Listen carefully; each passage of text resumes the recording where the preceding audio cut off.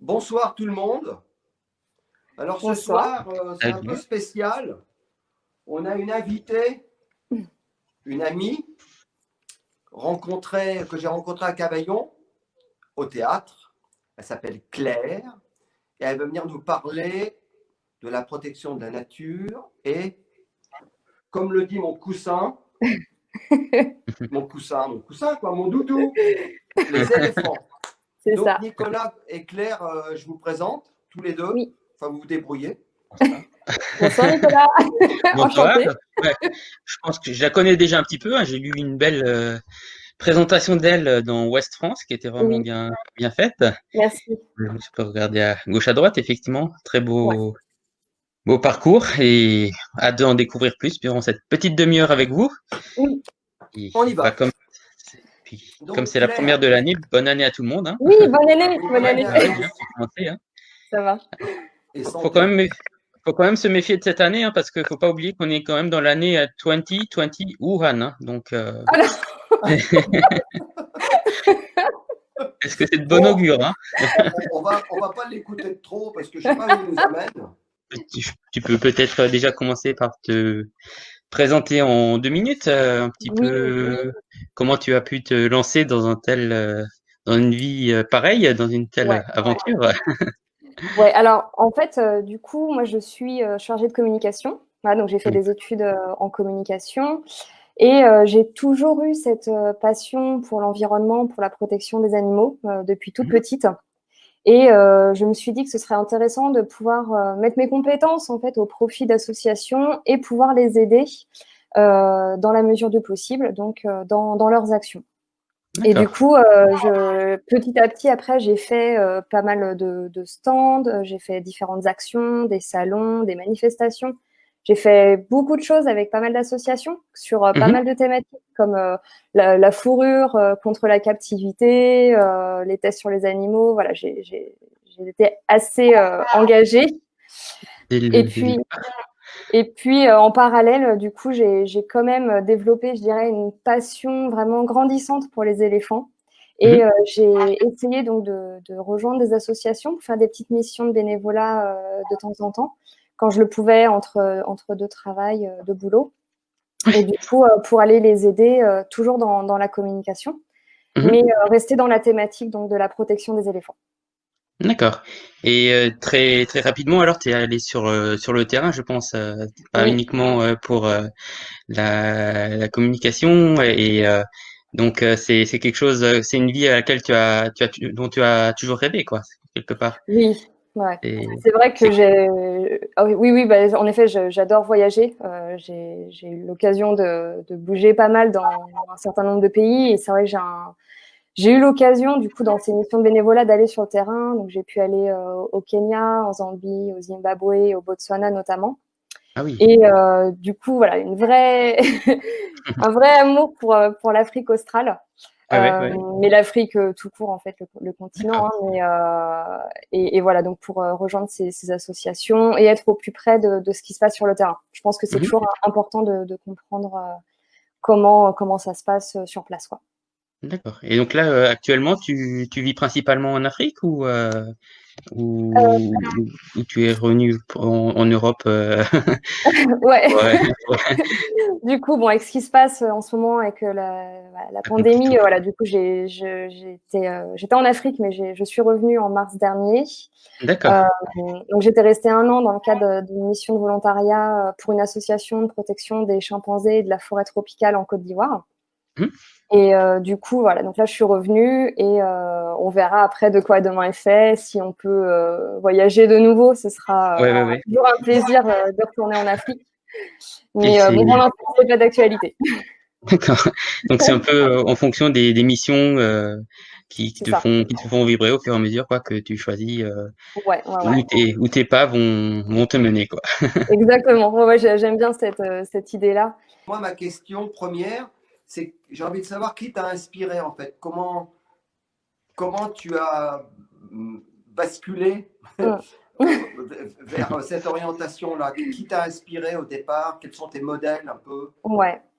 Alors, c'est vrai que il y a des personnes là dans ma vie que j'ai toujours un petit peu considérées comme des modèles dans la conservation et des personnes que je pense tout le monde connaît, comme Diane Fossey, qui était engagée pour la protection donc, des gorilles de montagne.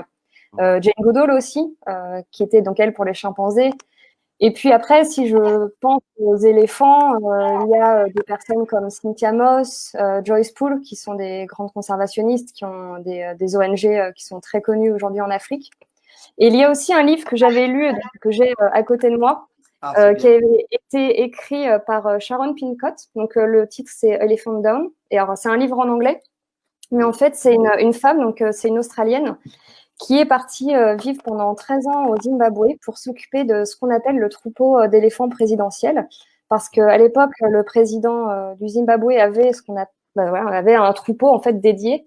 Et donc, elle était en charge de les suivre, voilà, de les étudier, de s'assurer que tout allait bien. Donc, elle a vécu pendant 13 ans au fin fond du Zimbabwe. Et je trouve que ce sont des personnes qui sont extrêmement inspirantes, qui ont des chemins de vie moi qui me laisse voilà, rêveuse, quoi. Et d'accord. Et tu as travaillé, est-ce qu'on peut, avant de parler vraiment des éléphants, est-ce que Oui. tu peux nous dire pour quelles associations tu as travaillé? Est-ce que...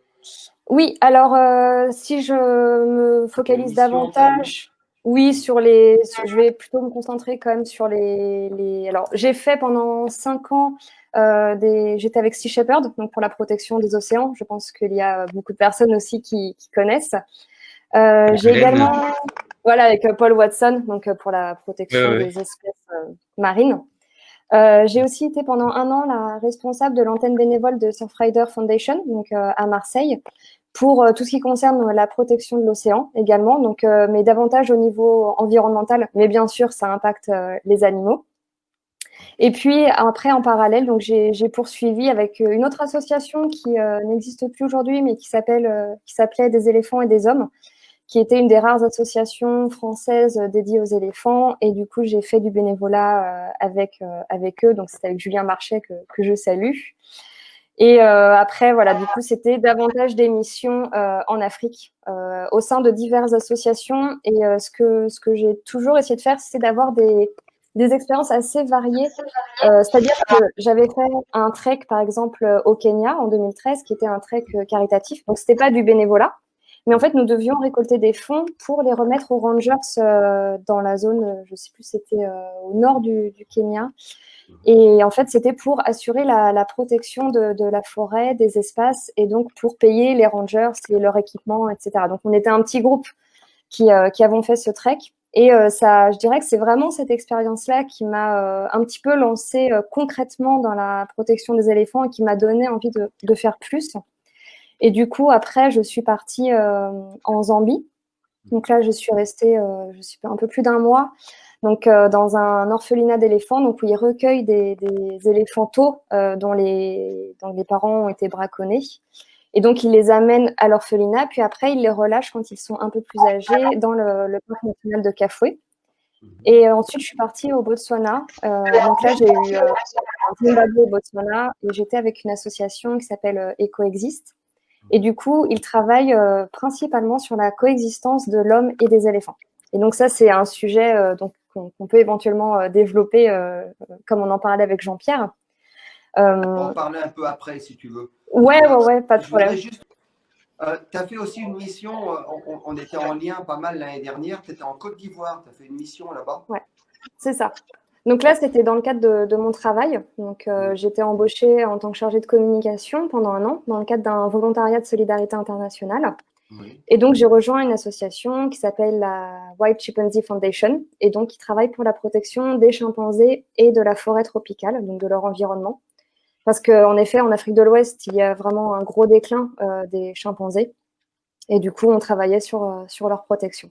Donc, je suis partie pendant 1 an en Côte d'Ivoire. C'était une très belle expérience. Et du coup, me revoilà en France en ce moment. Alors, comme on parle de la protection des animaux, oui. Et comme l'idée, c'est peut-être un peu plus d'orienter vers les éléphants, moi, je voudrais te poser des questions un peu qui sont pour toi très basiques, mais qui peuvent nous éclairer les uns et les autres. Oui, bien sûr. On pourrait commencer par parler un peu des chiffres. Ouais. Tu vois, parce que je pense à une chose, moi, Claire, je ne connais pas grand-chose, mais le Laos, c'était le pays du million d'éléphants. Oui. Et maintenant, il en reste, je ne sais pas combien, mais extrêmement peu, quelques centaines probablement sauvages. Et c'est vrai qu'en effet, je pense qu'à l'image de tout ce qu'on connaît aujourd'hui et de toutes les espèces qui ont connu un déclin massif ces dernières années, à cause notamment des activités humaines, c'est vrai que les éléphants, il y a un siècle, il y en avait entre 3 à 5 millions sur le continent africain. 3 et Aujourd'hui, 5 millions. Ah ouais. ouais, entre 3 et 5 millions, et aujourd'hui, il n'en reste plus que 400 000, à peu près. C'est une estimation. 10%, quoi. Il en reste 10% de ce qu'on avait comme population il y a un siècle. C'est ça. Donc, c'est un chiffre qui est dramatique. Par rapport aux éléphants d'Asie, c'est pareil, on est en danger d'extinction. Il n'en reste plus que 40 à 50 000 sur le territoire, donc sur le continent asiatique. D'accord. Et Donc, est-ce qu'on a une petite idée du nombre d'éléphants qui disparaissent annuellement ou je ne sais pas? Oui. Alors, on a des chiffres également qui sont assez connus. Donc, on estime qu'il y a entre 20 à 30 000 éléphants qui sont tués chaque année pour le braconnage, notamment. Et donc, cela équivaut à un éléphant toutes les 15 minutes. Un éléphant toutes les 15 minutes qui disparaît. Exactement. Ouais. Donc, c'est terrifiant de se dire que toutes les 15 minutes, il y a un de ces animaux là, qui disparaît comme ça. Voilà. Donc, et concrètement, les mesures qui sont prises au niveau gouvernemental ont un impact quand même pour réduire ces chiffres-là. Est-ce qu'on a constaté quand même un impact positif ces dernières années? Alors, c'est assez compliqué de répondre à cette question parce que tout dépend des pays.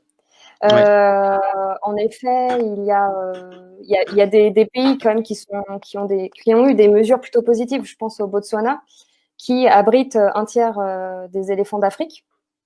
Et en fait, ils ont vraiment mené une politique exemplaire, voilà, dans la conservation des éléphants. Mais à tel point qu'aujourd'hui, ils disent qu'ils en ont trop sur leur territoire, et ça a été une des justifications pour le retour de la chasse à l'éléphant en 2019. Voilà. Ah oui. D'accord. Mais ouais. Bah, tu sais, c'est vrai qu'il faut. Nous, occidentaux, on pourra avoir une vision très affective.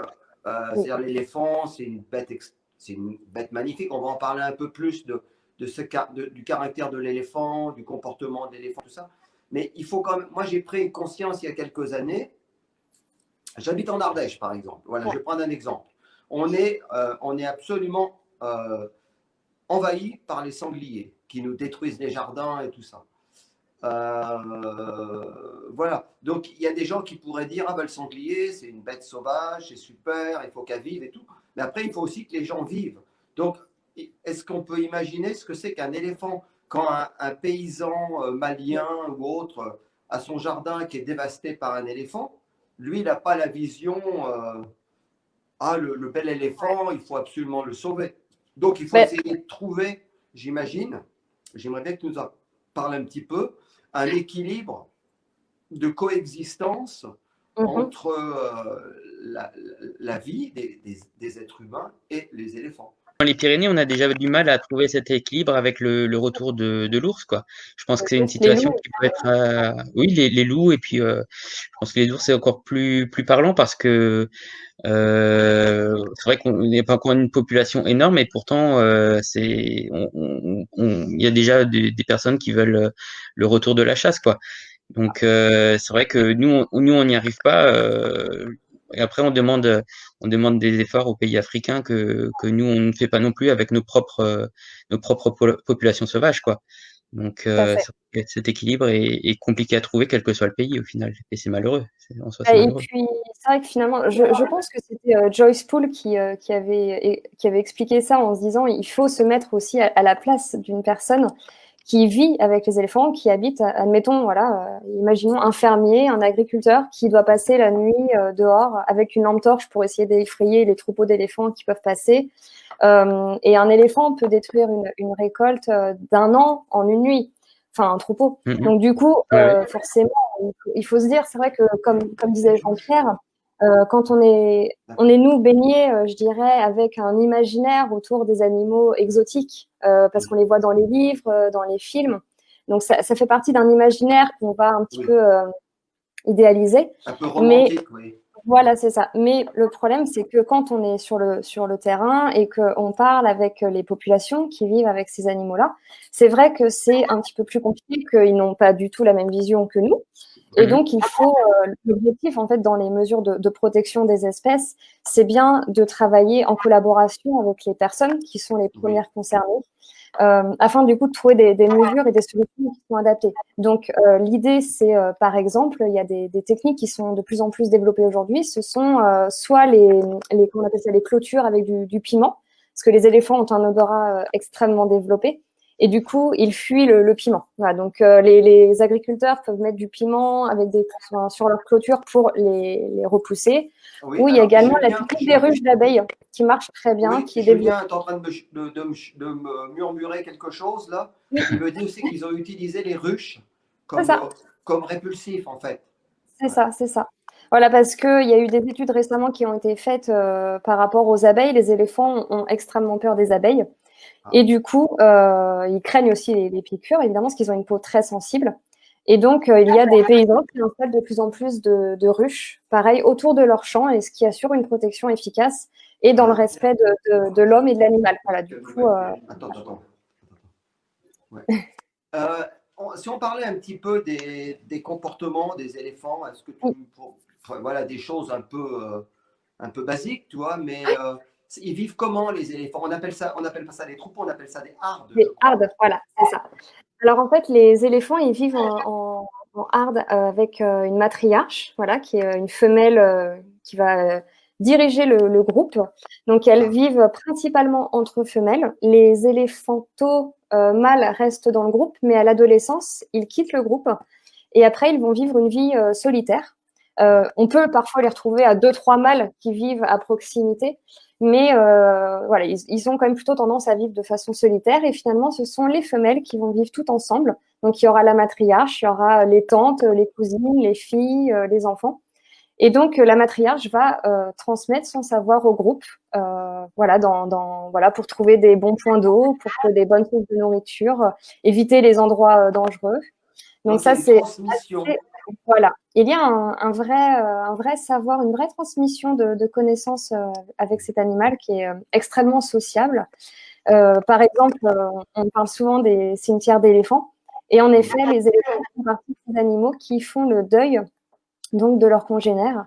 Donc, il y a beaucoup d'études qui montrent qu'ils vont, par exemple, s'il y a un squelette d'éléphant, ils vont marquer un temps d'arrêt, prendre le temps de caresser le squelette avec leur trompe, de le sentir, et ils vont rester là pendant plusieurs heures parfois peut-être même plusieurs jours, en tout cas pour marquer un temps avec ce corps quel d'éléphant. éléphant qui fait ça? C'est celui qui a été affecté par le décès d'un proche ou c'est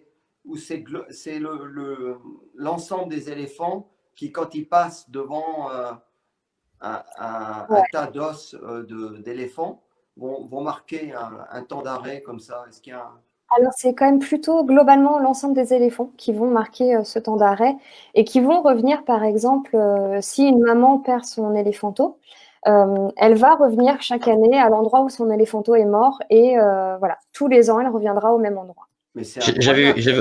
ouais, j'avais entendu ça même par rapport à une personne qui avait protégé un troupeau. Je pense que tu avais entendu cette histoire aussi, où effectivement, même pour l'être humain qui leur avait tendu la main, il revenait effectivement chaque année devant sa maison faire une sorte de petite cérémonie funèbre pour lui rendre hommage. Et je crois que c'était à la date précise annuellement de la date de la mort de cette personne. Donc, Donc, ça veut dire qu'il y a il y a une mémoire, ce qui est quand oui, même pas rien. ouais. Il y a un entendement, une mémoire, une fidélité. Et puis, Oui, on pourrait appeler ça, nous, dans notre monde, évidemment, on va essayer de ne pas trop tomber dans dans l'anthropomorphisme. l'anthropomorphisme, mais il y a une espèce de rituel, quoi. Oui, oui, tout à fait. Voilà. En tout cas, c'est assez impressionnant d'avoir connaissance de ces informations-là. Et puis après, les éléphants sont aussi extrêmement intelligents comme animaux. Et là, on pense au test du miroir. Donc, il y a certains animaux qui réussissent ce test où ça consiste à mettre une tache, un point sur leur corps et à voir s'ils arrivent à reconnaître que c'est eux ou si c'est un autre individu. Et donc, les éléphants, quand ils se regardent dans le miroir, s'ils voient une tache sur eux, ils vont toucher la tache. Donc, ça veut dire qu'ils ont une conscience d'eux-mêmes. Il y a une individualisation de l'espèce. Donc, il y a une individuation et en fait, ils vivent vraiment la séparation entre eux et le reste, quoi. Oui, et c'est pour ça, c'est vrai que les troupeaux sont très solidaires. Voilà, s'il y a un animal qui est un peu plus lent, je sais que voilà, ils vont faire attention ou voilà, ils vont quand même être dans une solidarité. Et, c'est très beau, quoi, comment ça fonctionne. Ouais. Je crois que Et c'est vrai Julien que c'est- voulait parler de quelque chose. Julien? Je voulais que tu évoques le problème du réchauffement avec les éléphants et les cyanobactéries. Non, Julien, il voulait qu'on évoque le problème du réchauffement et des Cyanobactéries qui se développent dans les des points d'eau. cyanobactéries qui se développent. Ah oui, dans les cours d'eau, Comme- c'est ça? Dans les points d'eau des éléphants, ils ont fait des carnages au Botswana. Parce qu'il y a eu des carnages, Oui. il y a eu énormément de morts d'éléphants récemment, je ne sais pas si tu as suivi, mais Oui, au oui, Botswana. Ouais. Il y a eu beaucoup de morts, on ne savait pas quelle était la cause, et en effet, c'était des bactéries qui étaient à l'origine de ces décès massifs. Mais alors après, je ne suis pas spécialiste sur la question des cyanobactéries. Mais Ceci dit, pour dire qu'ils sont aussi rendus très vulnérables oui, c'est ça. comme finalement tout être, hein, par l'impact climatique qui Exactement. se modifie aujourd'hui. Et... C'est ça. Et c'est vrai que les éléphants sont, mais au même titre que beaucoup d'animaux, mais il y a vraiment 3 grandes menaces qui pèsent sur les animaux sauvages. C'est évidemment le braconnage, mais aussi la perte de l'habitat. Ça qui est vraiment, qui est conséquente, parce que finalement, il y a de plus en plus d'êtres humains qui s'installent, qui se développent, qui prennent la place sur les corridors, les corridors naturels des espèces. Et du coup, voilà, donc les éléphants rentrent en contact avec les humains, ce qui crée des conflits. Et du coup, c'est la 3e menace, en effet. Donc, ce sont les conflits homme-éléphant ou homme-animaux sauvages. Donc, il y a un sujet que j'aimerais bien aborder, si tu veux en parler, ouais. c'est l'impact aussi du tourisme. Oui. Alors, impact positif, du coup, plutôt ou négatif. Alors, c'est vrai que le tourisme avec les animaux, et donc on va parler plutôt des éléphants là, mais qu'est-ce qu'on peut faire, par exemple, si on veut les protéger, ce serait d'éviter les balades à dos d'éléphants. Ça, déjà, ce serait une bonne mesure. C'est vrai que ça fait rêver, ce sont des photos qu'on a envie de mettre sur Instagram, mais les conditions dans lesquelles on dresse les éléphants pour faire des balades sont plutôt terrifiantes. Donc, le tourisme peut avoir un impact vraiment négatif sur ce genre de comportement. Maintenant, il peut aussi être positif si les personnes vont aller dans des endroits où après une partie de l'argent sera reversée pour la conservation, pour les villages.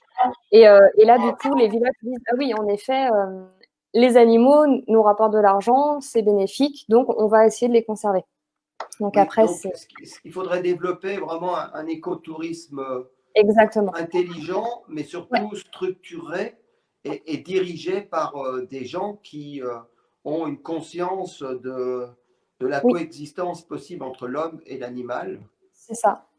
C'est ça, tout à fait. Il faut privilégier au maximum cette collaboration avec les personnes qui nous alentourent et développer l'écotourisme, qui me semble une option à développer, quoi.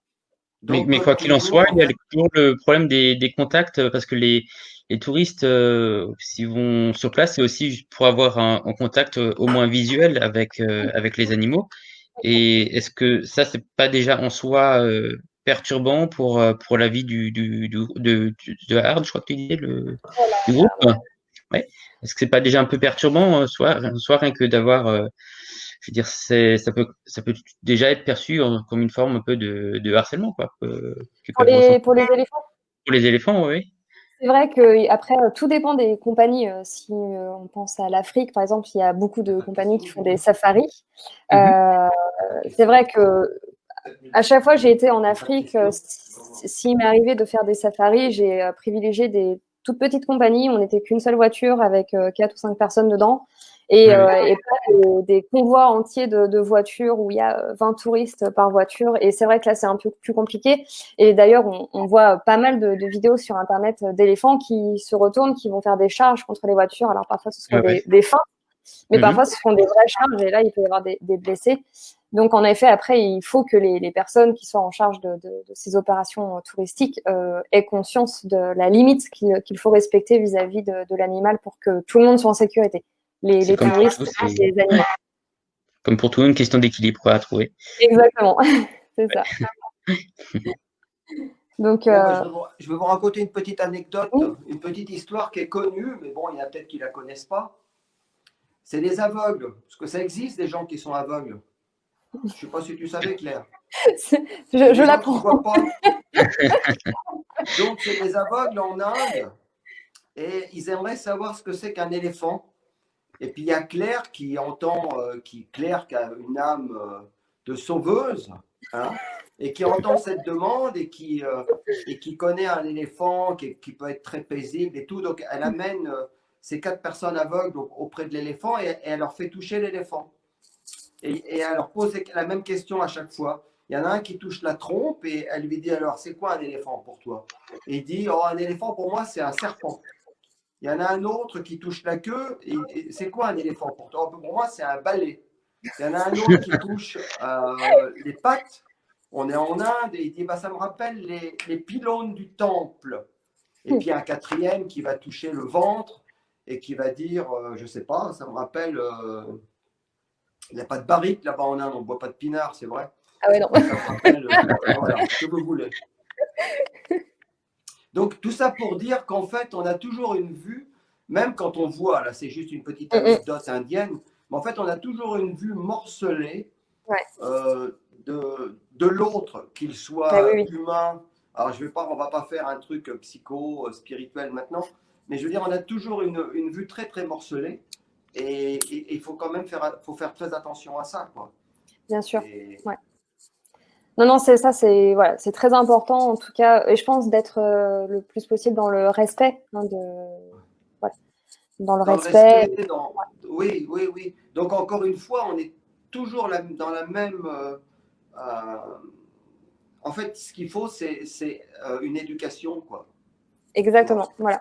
Et pour ça, c'est très intéressant parce qu'il y a beaucoup d'associations qui font des programmes éducatifs et Oui. qui, du coup, emmènent les enfants donc, en Afrique, par exemple. Donc, les enfants des écoles en Afrique vont faire un peu comme des classes vertes et aller Ah, dans la brousse, dans la savane, ah oui. euh, pour partir à la rencontre des animaux sauvages parce que il y a enfin, quand même cette fameuse expression, mais qui est vraie, mais on protège ce qu'on aime. Donc du coup, si on fait découvrir aux enfants qui peuvent grandir dans la peur, dans l'appréhension des animaux, de par leur expérience ou leur entourage, du coup, ces enfants-là peuvent être les conservationnistes de demain. Donc il faut leur faire découvrir la beauté de la nature, l'importance de préserver ces animaux. Et par exemple, si je repars sur l'éléphant, pourquoi c'est important de préserver cette espèce particulièrement? Oui. Eh bien, parce que c'est ce qu'on appelle une espèce clé. C'est une key species. Une espèce Clé. Clé. Key species. Voilà. Et en fait, c'est-à-dire que c'est une espèce un peu clé de voûte, enfin, qui va être en haut. Et du coup, il y aura énormément d'espèces animales qui vont dépendre, et même végétales hein, d'ailleurs, mais qui vont dépendre de l'éléphant. C'est-à-dire qu'en marchant, l'éléphant peut faire des petits trous qui vont être remplis d'eau, qui vont permettre aux animaux de s'abreuver. Ok. En abattant des arbres avec leur trompe ou leur défense, ils vont pouvoir permettre à d'autres animaux de faire leur nid dedans. Des animaux, voilà. Donc, en fait, c'est vraiment une espèce qui est primordiale, qui a un rôle essentiel dans l'écosystème. Et du coup, sa disparition entraînerait de graves dommages pour beaucoup, beaucoup d'autres espèces. Hmm. Oui, j'imagine que le caca des éléphants aussi, ça doit fumer des terrains. Oui, bah en Il doit fait, c'est y vrai qu'on avoir. l'appelle le jardinier de la savane, souvent, parce que Ah du coup, ouais. il peut disséminer des graines sur des centaines de kilomètres.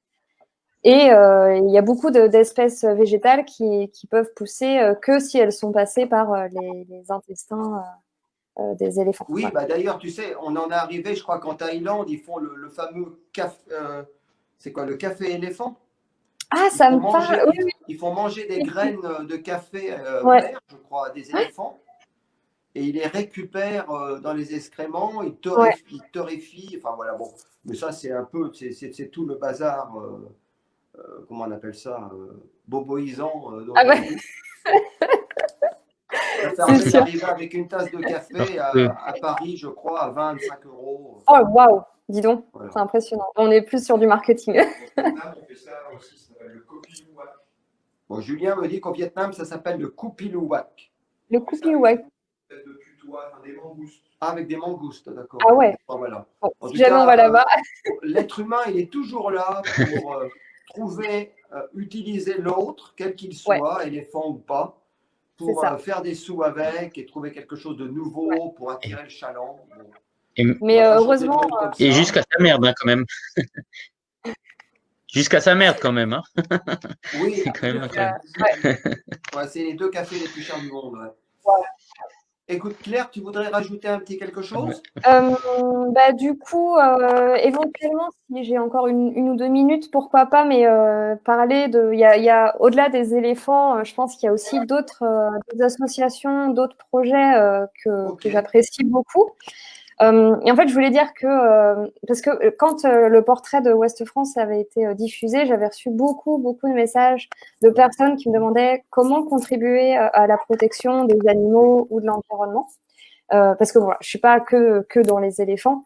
Et du coup, c'est vrai que voilà, je voulais dire que tout le monde peut avoir des initiatives innovantes et tout le monde peut changer les choses à sa manière.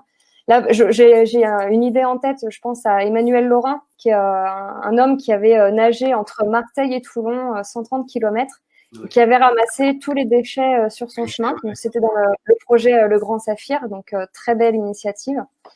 Beau documentaire. Et oui, magnifique, voilà, je vais y arriver, documentaire que j'invite tout le monde à regarder, qui est vraiment superbe.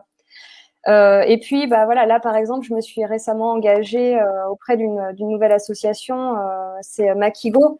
Alors ça fait quelques temps qu'ils sont sur le terrain, ils font des très belles actions pour la protection de l'environnement et des espèces animales. Et il y a un projet que j'aime beaucoup qui est 1 euro pour la vie.